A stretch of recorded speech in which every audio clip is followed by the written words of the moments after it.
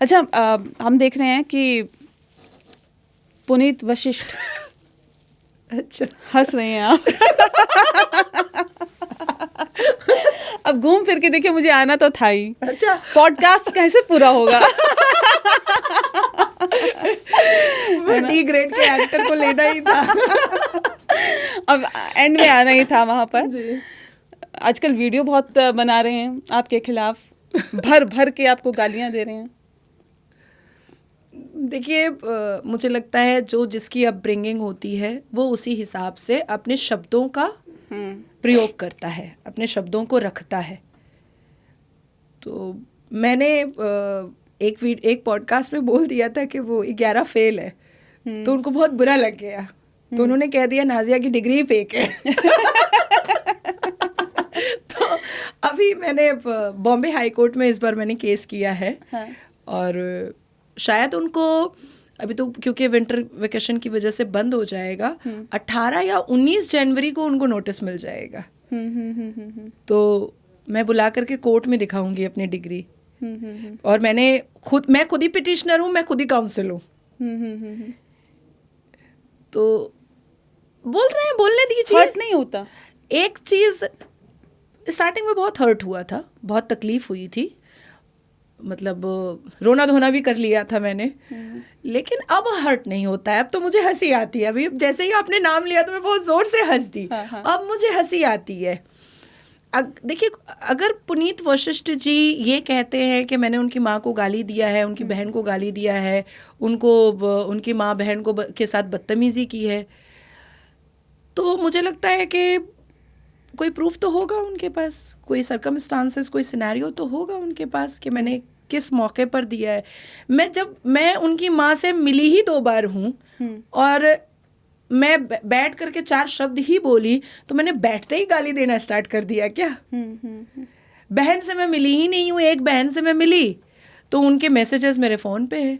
उन्होंने साफ कहा है, मैंने जब उनसे पूछा, उनकी बहन से, ज्योति कपूर से, कि पुनीत जी कह रहे हैं कि मैंने आपको गालियाँ दी हैं, उनके मैसेजेस मेरे पास है कि नहीं, तुमने तो मेरे से बहुत रिस्पेक्टफुली बात किया था, वो झूठ बोल रहा है। वो लिखा हुआ है मेरे पास कि वो झूठ बोल रहा है। दूसरा, लेकिन मैं बुलाऊंगी ज़रूर उनकी माँ बहन को डॉक पर, कोर्ट के डॉक पर मैं बुलाऊंगी ज़रूर। दूसरा कि अगर कोई मर्द किसी लड़की के साथ रिलेशन में रह करके जब रिलेशन टूटता है तो बिस्तर दिखाता है, तो ये उसकी अपब्रिंगिंग है। जो उसने अपनी माँ से सीखा है वो दुनिया को दिखा रहा है। लगता नहीं है कि हमारी चॉइस गलत थी? ऑब्वियसली मेरी चॉइस गलत थी, ऑब्वियसली। इतना वेल एजुकेटेड होने के बाद सबसे पहले तो मुझे एक 11 फेल वाले इंसान के साथ मुझे अट्रैक्टेड होना ही नहीं चाहिए था। दूसरा कि वो मेरे से उम्र में बहुत बड़े हैं, पर लव इज़ ब्लाइंड ना।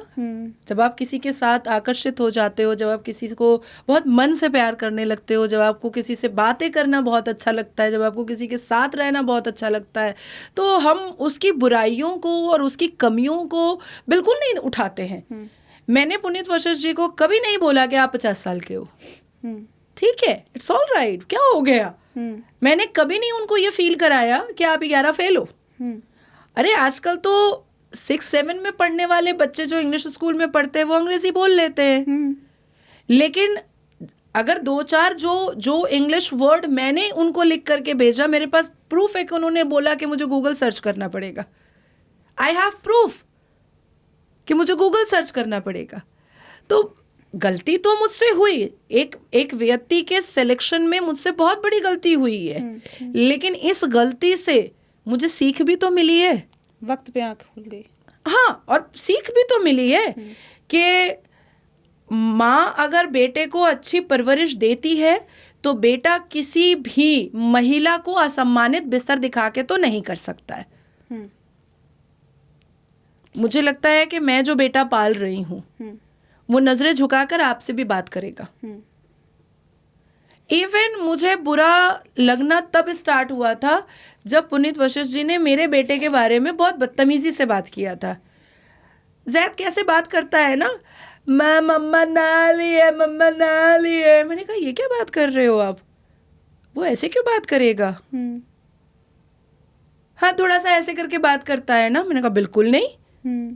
क्यों बात करेगा वो ऐसे? ये क्या तरीका है? अच्छा, इस बात को मेरे बेटे का मजाक उड़ाने का काम उन्होंने एक बार नहीं किया, कम से कम 20 बार किया है मेरे बेटे का मजाक उड़ाने का। आप भी एक माँ है, आप बर्दाश्त करेंगी? बिल्कुल नहीं। तो उनको कैसे ये फील हो गया कि मैं बर्दाश्त कर लूंगी? फिर भी मैंने उनके साथ बदतमीजी नहीं की, और आज पहली बार मैं ये बात बोल रही हूँ। 20 बार उन्होंने मेरे बेटे का इंसल्ट किया और बदतमीजी की, मैंने उसको भी बर्दाश्त किया कि चलो ठीक है, कोई बात नहीं है। कोई भी दूसरा मर्द किसी भी धर्म या समुदाय से आएगा, वो एक दूसरे के बच्चे को वो प्यार नहीं दे सकता है जो अपना खुद का बाप दे सकता है। मैंने यही सोचा, मैंने कहा कि शायद, मैंने अपने मन में सोचा, मैंने अपनी अम्मा से भी डिस्कस किया और भी 2-4 लोगों से मैंने डिस्कस किया कि ये मेरा एक्सपेक्टेशन था, मेरी अपेक्षा थी कि एक हिंदू मर्द से मैं अगर शादी करती हूँ तो उसमें वो भेदभाव नहीं रहेगा जो मुसलमान करता है। लेकिन मैंने तो देखा भाई, वशिष्ठ जो ब्राह्मण, वो भी बिस्तर दिखा रहा है महिला को असम्मानित करने के लिए। तो मुझे ऐसा लगता है कि मेरी गलती सिर्फ इतनी हुई कि मैंने गलत व्यक्ति चूज किया, जिसकी माँ ने उसको अच्छी परवरिश नहीं दी है, जिसकी माँ ने खुद भी बहुत बेइज्जती का सामना अपने घर पे किया होगा, तो शायद वो ऐसी हो चुकी होगी।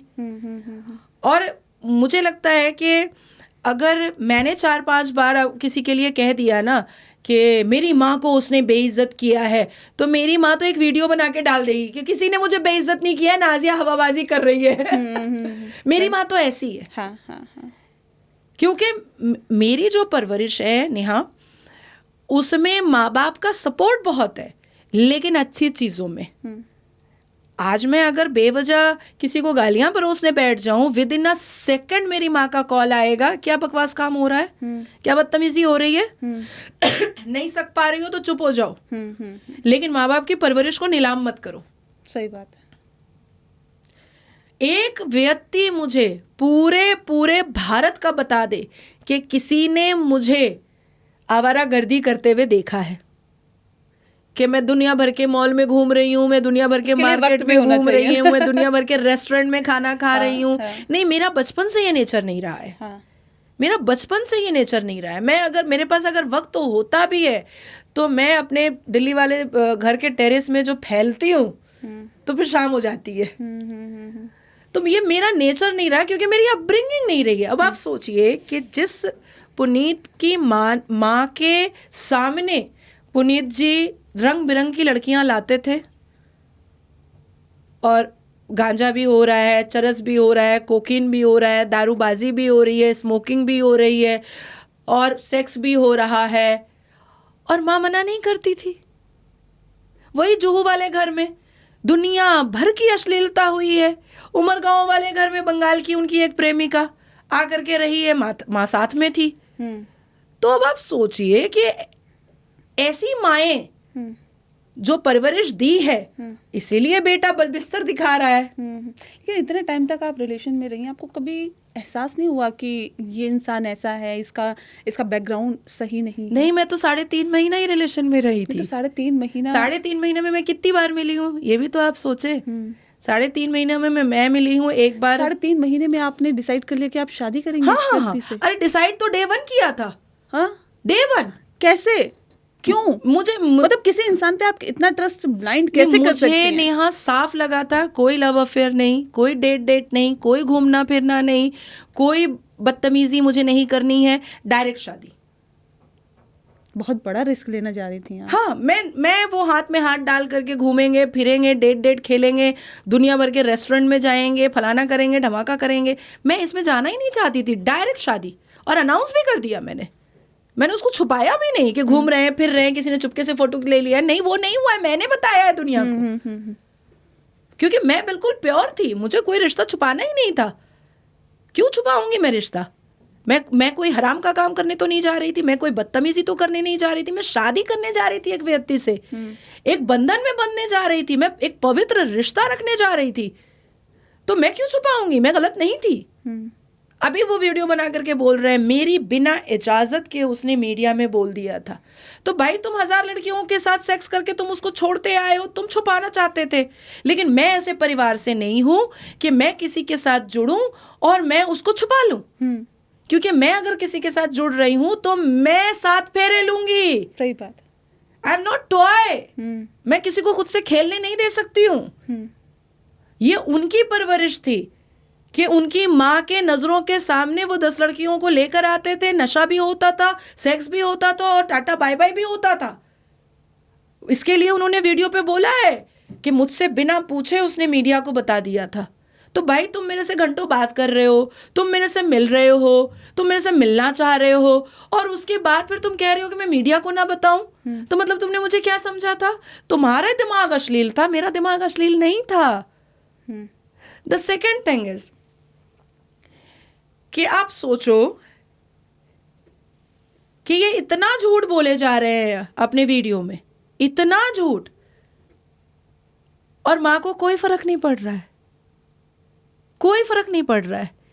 माँ एक बार भी नहीं कह रही है कि तुम एक महिला को किस तरीके से तुम अभद्र शब्द बोल करके तुम उसके कैरेक्टर की धज्जियां उड़ा रहे हो, यही मैंने तुमको परवरिश दी है। नहीं बोल रही है माँ, क्योंकि माँ को भी मजा आ रहा है।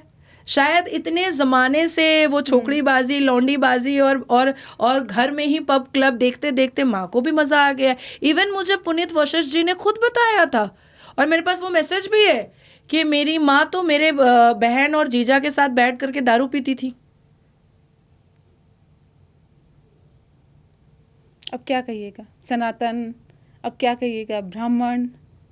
इवन मेरे पास कितनी रिकॉर्डिंग्स है कि उन्होंने कहा कि मेरे जो जीजा जी रहते हैं रोहिणी में, वो जीजा जी बिना दारू पिए और मेरी बहन जो रोहिणी में रहती है बिना दारू पिए उन लोगों का दिन पूरा नहीं होता है, बिना नॉनवेज खाए उनका दिन पूरा नहीं होता है। ये सब मेरे पास है। वो तो अपनी माँ के लिए बोले कि मेरी माँ मेरे जीजा जी मेरी बहनें बैठा करके दारू पिला देती थी।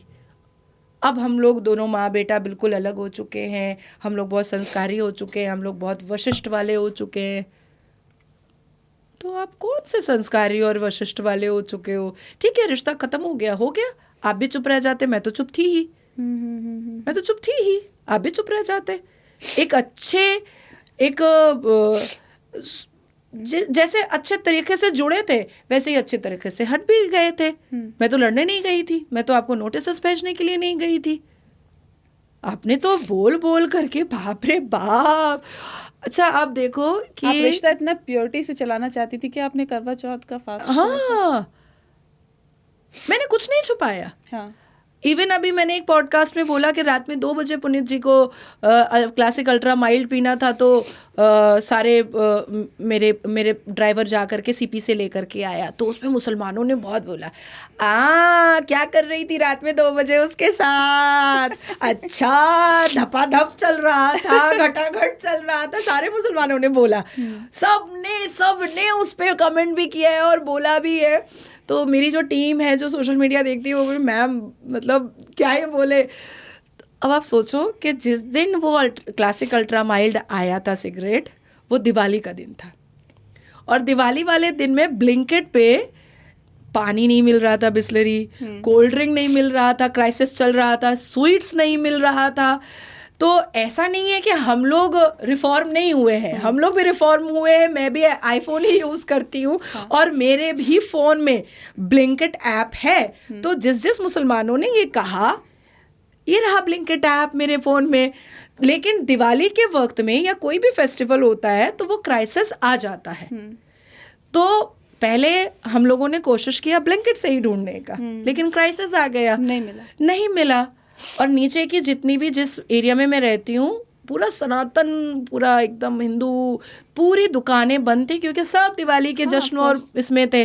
फिर मुझे वो ड्राइवर को सीपी भेजना पड़ा तो वो पंचायत दुकान से लेकर के आया। तो मैंने क्या गलत बोल दिया? सुबह के 5 बजे तक हम लोग टेरेस पे बैठे हुए थे। मतलब मुसलमानों के दिमाग में रात का 2 बोलो तो सेक्स, सुबह का 6 बोलो तो सेक्स, दोपहर का 2 बोलो तो सेक्स। मतलब उनके दिमाग में बस सेक्स चलता रहता है। कुछ मुसलमानों ने तो मुझे आइडिया दिया, अच्छा ड्राइवर को क्यों भेजी, ब्लिंकिट कर लेती।